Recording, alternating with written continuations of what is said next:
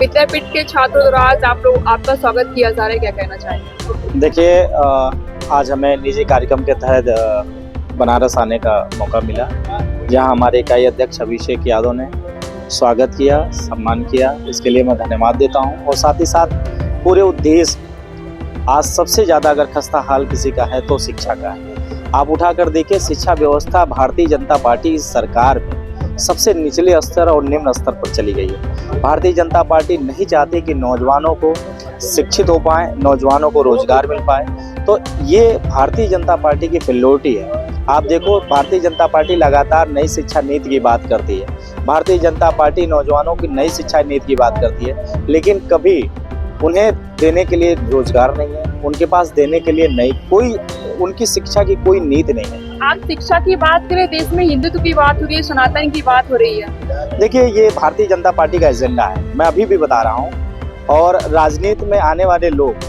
या जो भी वोट देता है, अपने नेता को चुनता है, तो वो ये सोचता है कि हमारी शिक्षा, स्वास्थ्य, सुरक्षा, बिजली, पानी, सड़क, इस पर काम होगा।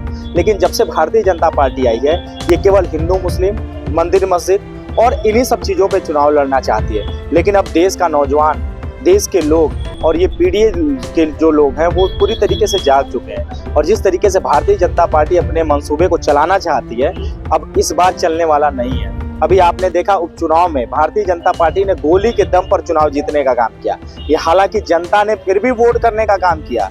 जिस हिसाब से हम वोट का प्रतिशत देखें, तो पुलिस प्रशासन के रोकने के बाद भी समाजवादी पार्टी का वोट प्रतिशत बढ़ा है। लेकिन भारतीय जनता पार्टी बांग्लादेश में हिंदुओं पे आक्रमण हो रहा है, भारतीय जनता पार्टी सड़क पे आ रही है, विरोध प्रदर्शन कर रही है। लेकिन सबसे बड़ा सवाल ये है कि फिर बांग्लादेश के साथ क्रिकेट मैच क्यों कैंसिल नहीं हो रहा? अच्छा, देखिए, भारतीय जनता पार्टी का दोहरा चरित्र, ये तो सब कुछ सबने देखा है।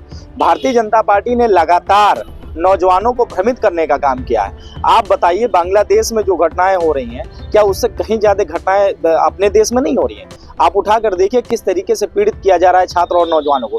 छात्र नौजवानों की आत्महत्याओं को नहीं देख रहे हैं, बेरोजगारी के कारण नौजवान आत्महत्या कर रहा है, उसे नहीं देखा जा रहा है, महंगाई से लोग तिल तिल कर मर रहे हैं, उसे नहीं देख रही भारतीय जनता पार्टी। भारतीय जनता पार्टी केवल मुद्दे को भ्रमित करना चाहती है, और वो चाहती है कि चुनाव हिंदू मुसलमान पे हो, धर्म जात पर हो। लेकिन ये देश का नौजवान, जो हमारा पढ़ा लिखा नौजवान है, जो नौजवान इस समय संघर्ष कर रहा है, वो चाहता है कि इस बार का चुनाव मुद्दे पर होगा। लेकिन संबल हिंसा पर सीएम साहब ने बोला कि जो संबल में हो रहा है, जो बांग्लादेश में हो रहा है, दोनों का डीएनए सेम में, जिसपे की सपा सुप्रीमो अखिलेश यादव ने भी बोला कि डीएनए की बात ना कीजिए तो ही बेहतर है। अब देखिए, योगी जी को डीएनए के बारे में क्या पता है? डीएनए का फुल फॉर्म योगी जी से पूछ लीजिए, बता नहीं पाएंगे।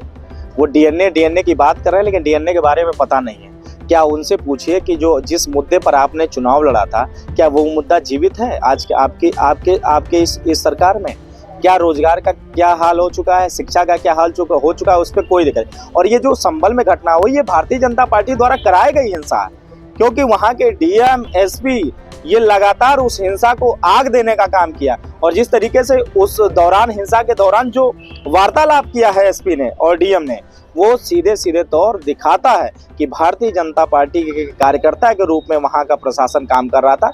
जब एक बार सर्वे सहमति से हो चुका था, तो बार बार सर्वे कराने की जरूरत क्या थी?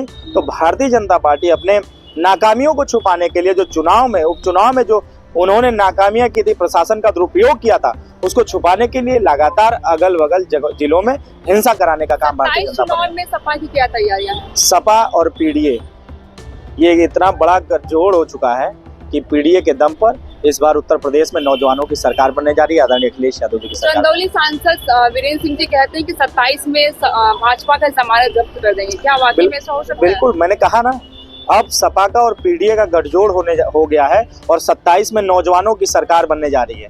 यानी अखिलेश यादव जी उत्तर प्रदेश के मुख्यमंत्री बनने जा रहे हैं, और थोड़ा मोड़ी सीट से नहीं, भारी सीटों से। क्या लेकर उतर रहे हैं नौजवानों के लिए? हमारे मुद्दे शिक्षा और रोजगार। नौजवान आज पढ़ाई, आप पूछिए, इस विश्वविद्यालय के अंदर पढ़ के निकलने वाला नौजवान जब पढ़ के निकलेगा तो करेगा क्या? उसे चाहिए रोजगार, उसे चाहिए शिक्षा, मजबूत शिक्षा चाहिए, और उसे रोजगार चाहिए। आज जो उत्तर प्रदेश की भारतीय जनता पार्टी की सरकार है, उसके एजेंडे में रोजगार नहीं है, जिसके कारण न जाने कितने नौजवानों ने आत्महत्या कर ली। लेकिन इस बार जो 2027 में यही नौजवान उत्तर प्रदेश की सरकार को पलटने का काम करेगा, और अपनी सरकार यानी नौजवानों की सरकार, यानी उनको रोजगार देने वाली, शिक्षा देने वाली, उनके अधिकारों को सुरक्षित करने वाली सरकार आदरणीय अखिलेश यादव जी की समाजवादी सरकार बनाने का काम करेगा।